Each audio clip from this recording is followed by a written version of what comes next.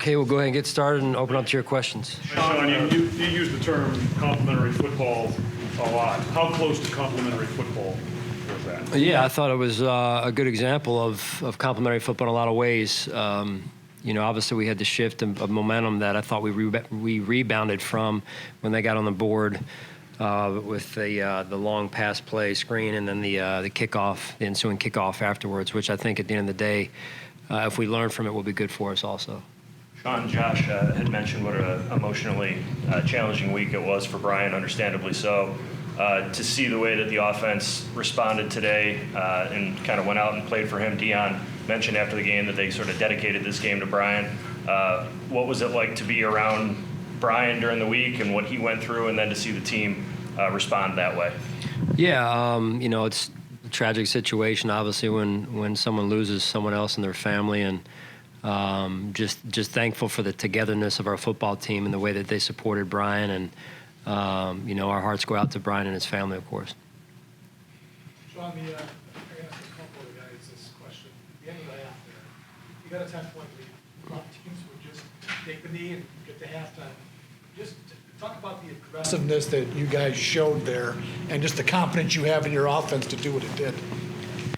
Yeah, I think we had two or three timeouts, if I remember correctly, on the clock there with 30-some seconds. So those are situations that we spent a lot of time on in practice, and so I praise our players. They were extremely calm.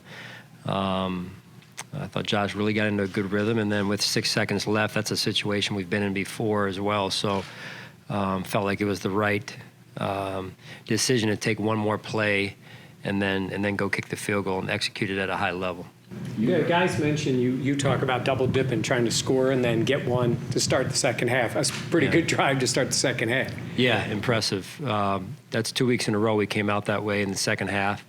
On the first drive after half, give the defense some credit. I think they went 3 and out or so, maybe 5 and out after that, after the halftime drive there, or after the half. So again, good complementary football.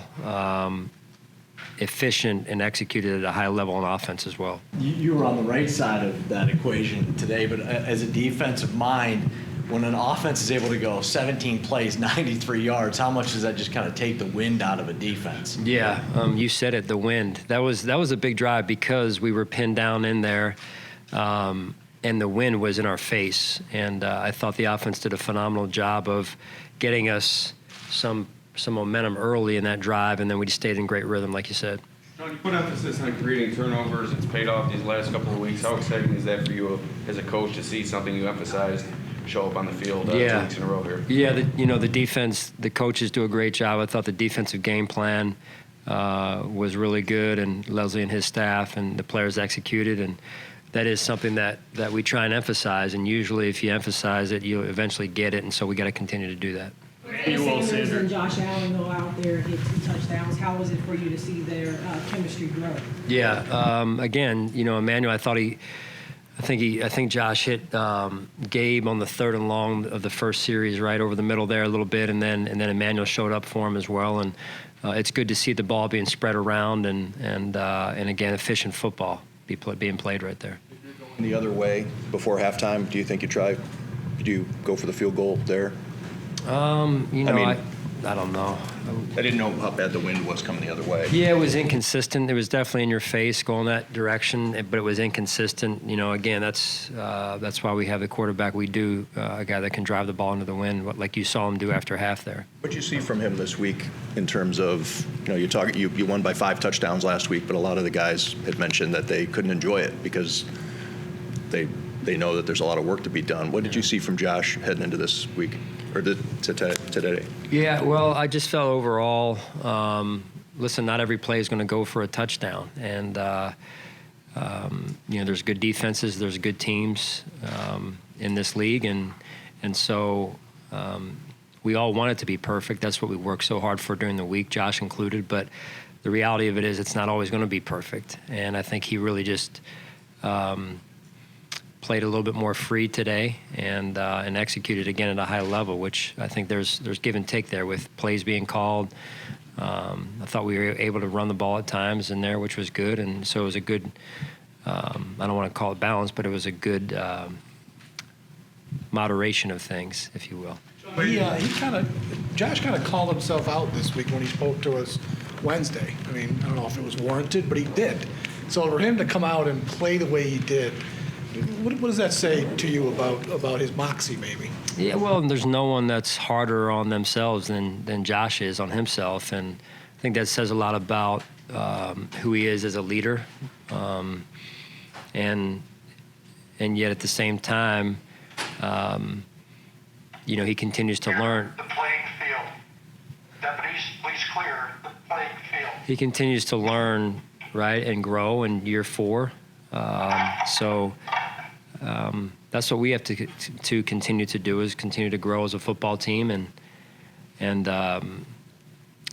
continue to improve every week. Sean, when you say he played a little more free today, is there anything specifically like on the field you saw that makes you say that he was on doing the field today? Yeah. No, it just looked like I thought Friday's practice and then into Saturday and Sunday he was again in a good spot. And again, I just go back to what I said earlier. Like it's not always going to be perfect. And I thought that showed up in the game at times today too. Right, the change in momentum, 14 points like that, and our team responded. So those are things we can grow from as well. What was the messaging at that point, Sean? Because it was smooth sailing. Then, as you said, it was 21-14. What was being said, and how were you able to kind of quickly flip it right back around? Yeah, I thought the players did a good job. I mean, we have a group of guys that are, some veteran players, and other times I saw some younger players stepping up, and we need that also from a leadership standpoint. At that moment, and then it went back to execution, and we were executing again at a high level right after that, which was good to see. And at the end of the day, someone's got to step up and make a play, and we made some plays. Sean, what can you say about the play of your offensive line today, going up against such a talented Washington front four? We talked about it all week, allowing no sacks. Just what did you see from that unit today? Yeah, I thought they gave us time back there. There's plays that I know that they want back, and we have to continue to grow up there. But I'm watching an offensive line improve every week, and it's not where it needs to be yet, and we're not where we need to be.